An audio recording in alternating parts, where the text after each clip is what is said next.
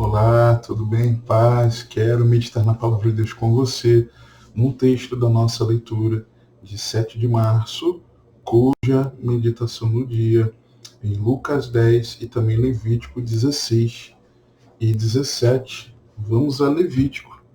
Lembra da glória do Antigo Testamento? Se você ainda não assistiu, recomendo que assista o vídeo anterior, em que nos diz assim, Levítico capítulo 16, versos 29 a 34.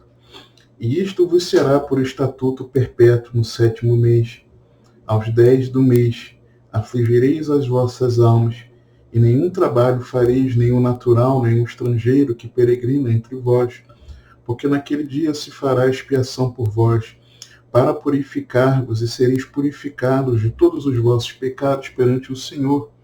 É um sábado de descanso para vós, e afligireis as vossas almas, isto é, estatuto perpétuo. E o sacerdote que for ungido e que for sagrado, para administrar o sacerdócio no lugar de seu pai, fará expiação, havendo vestido as vestes de linho, as vestes santas. Assim fará expiação pelo santo santuário, também fará expiação pela tenda da congregação, e pelo altar, semelhantemente, fará expiação pelos sacerdotes e por todo o povo da congregação. E isso vos será por estatuto perpétuo, para fazer expiação pelos filhos de Israel de todos os seus pecados, uma vez no ano. E fez Arão como o Senhor ordenara a Moisés. Aqui nesses versos, eu enxergo claramente aqui, nós enxergamos aquilo que é a sombra, figura do que Cristo veio fazer em nós. Sombra e figura de nós sermos purificados de todo pecado. Me chamou a atenção para isso aqui, é quando o texto fala de que aquela expiação era uma expiação por todos os pecados. Quando nós vamos ao livro, alguns chamam de cartas, e para outros era uma pregação que foi escrita em Hebreus, nós vemos claramente que essa imperfeição da primeira aliança. Olha o que diz no versículo Hebreus capítulo 9. Ora, também a primeira tinha ordenanças de culto, primeira aliança, falando da aliança, ordenanças de culto divino e um santuário terrestre, porque um tabernáculo estava preparado, o primeiro em que havia o candelabro e a mesa, os pães da proposição, ao que se chama o santuário.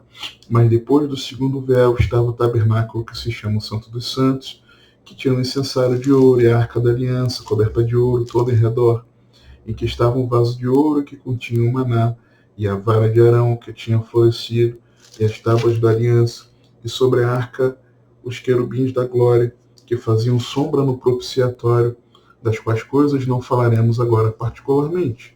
Ora, estando estas coisas assim preparadas, a todo tempo entrava o sacerdote no primeiro tabernáculo, cumprindo os serviços, mas no segundo, só o sumo sacerdote, uma vez no ano, não são sem sangue, que oferecia por si mesmo e pelos pecados, por ignorância do povo, dando nisto a entender o Espírito Santo que ainda o caminho do santuário não estava descoberto, enquanto se conservava em pé o primeiro tabernáculo, que é uma alegoria para o tempo presente. Presta atenção?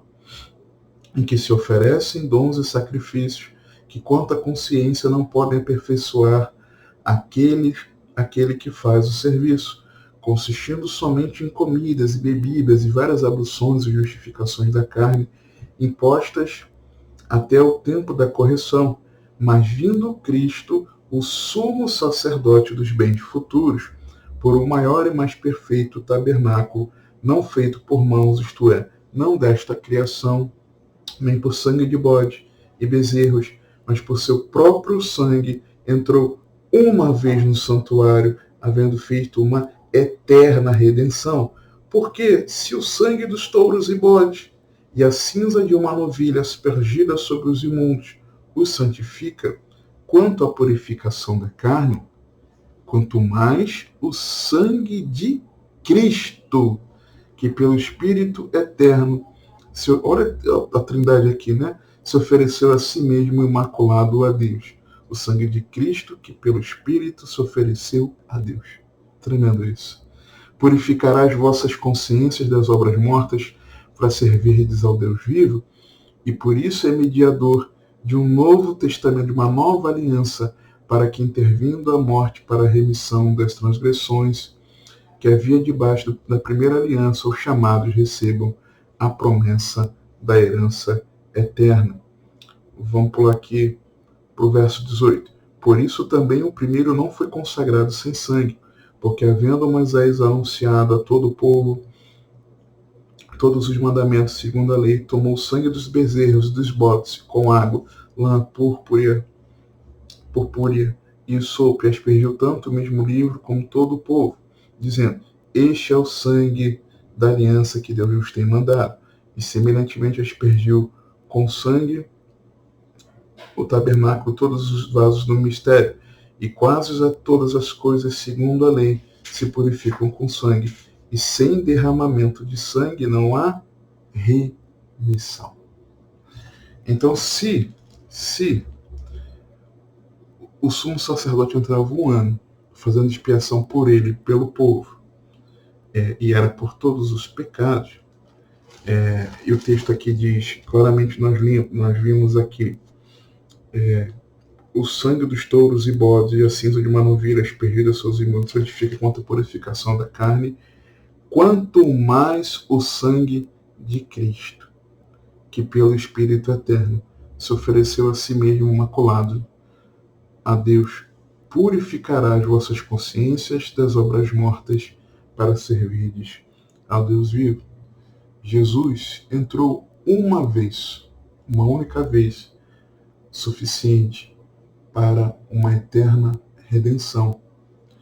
E a semelhança do que acontecia aqui, do rito que Deus estabeleceu na postura aqui, eu vejo que aquele que verdadeiramente se arrepende dos seus pecados, aquele que verdadeiramente quer ser purificado de todo pecado, ele passa por um caminho, uma trajetória.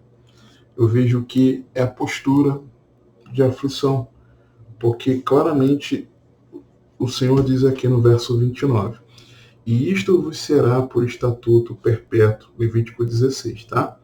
No 7º mês, aos 10 do mês, afligireis as vossas almas. O problema é que nós dizemos que nos arrependemos dos pecados, mas isso não nos aflige. Quando tropeça, não dói. Não dói saber que ofendeu a Deus. Não dói saber que errou o caminho. Não dói saber que está desonrando a Deus. Não dói saber que o seu pecado faz separação entre você e Deus. Não dói. Não dói saber que foi por causa dos seus pecados que Jesus morreu naquela cruz. Não dói saber que Jesus foi feito maldito no meu e no seu lugar, para que a bênção da salvação fosse sobre nós, fôssemos feitos benditos. Não dói saber que o justo morreu pelos injustos, num amor provado naquela cruz, quando Jesus se rendeu, quando nós ainda éramos pecadores. Então, aquele que quer ser purificado de todo pecado, se aflige, tá? Se aflige. Uma outra verdade que eu vejo aqui é de que ele diz, no verso 30, né? E sereis purificados de todos os vossos pecados perante o Senhor. Tem gente que coloca tenta colocar um parâmetro diante de Deus. Esse pecado, Deus... Na verdade, o sangue de Jesus nos purifica de todo pecado. De todo pecado. De todo pecado. Conforme 1 João nos revela. 1 João, capítulo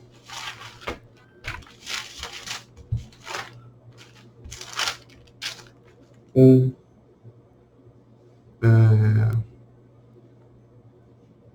versículo 7. Mas se andarmos na luz, como ele está na luz, temos comunhão uns com os outros, e o sangue de Jesus Cristo, seu Filho, nos purifica de todo o pecado. De todo. Ok? E nós queremos estabelecer critérios. Não é de todo o pecado.